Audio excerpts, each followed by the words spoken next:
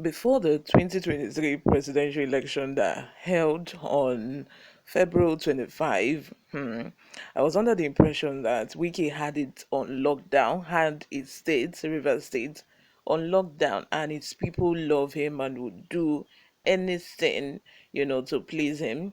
But I'm starting to realize now that that isn't the case, because, these women feel that Wike cheated them, to have the kind of president they want, the kind of president that they voted for. So these women are protesting. In fact, in short, let me just say it in summary, Wike don't cast, because I learned recently that Wike even summoned the G5 and nobody turned up, nobody answered him. Since the presidential election is looking as if the G5, they have calmed down. Have you heard about G5 since the presidential election? No, because they feel that because Wike wasn't vying for any presidential post, any post, pardon me, since he lost the presidential primary, so he wasn't vying for any post, and he's the one that has he's the one that doesn't have anything to lose. Let's just put it that way. So all other G5 members, they are vying for political posts. All of them have lost except for Sheyi Makinde, whose fate will be decided on Saturday. Anyway, before we go ahead with the details of today's news, if you haven't subscribed to this channel, please subscribe, turn on the post notification bell so that you can be the first person to get notified whenever we upload a new video. Help us grow this channel so that this channel gets recommended to other YouTube viewers all around the world as well. Please, lastly, leave your comments in the comment section. Without further ado, let's delve right into the details of today's news. Protests broke Port Harcourt as women reject election results, kick against Governor Wike. On March 15, 2023, in Port Harcourt, Rivers State, dozens of women demonstrated against the result of a just held presidential election. On Wednesday, the women who felt unfairly treated seized control of INEC's Port Harcourt offices. They brandished banners bearing complaints and wore all black clothing. INEC Rivers State is not for sale. INEC, we are watching, and INEC, do the right thing for once, were among the placards that were displayed. They also accused the governor of the state, Yeltsin Wike, of rigging the just concluded presidential election. On February 25, 2023, the nation's presidential election was held. Asiwaju Bola Ahmed Tinubu, the All Progressive Congress APC presidential candidate, won Rivers with a commanding lead over Peter Obi of the Labour Party, who finished as the first runner-up.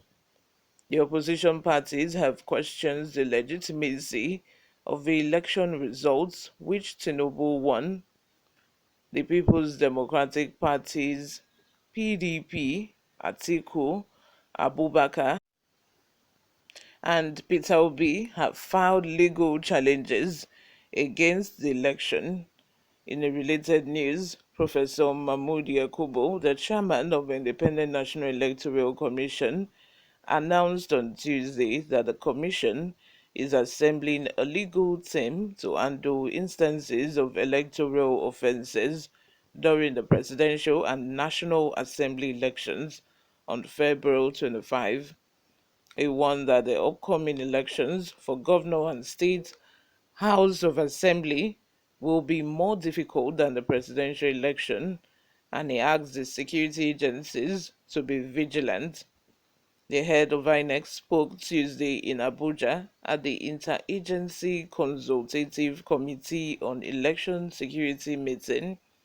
The governorship and state assembly elections on March 18 are to contest, not a war.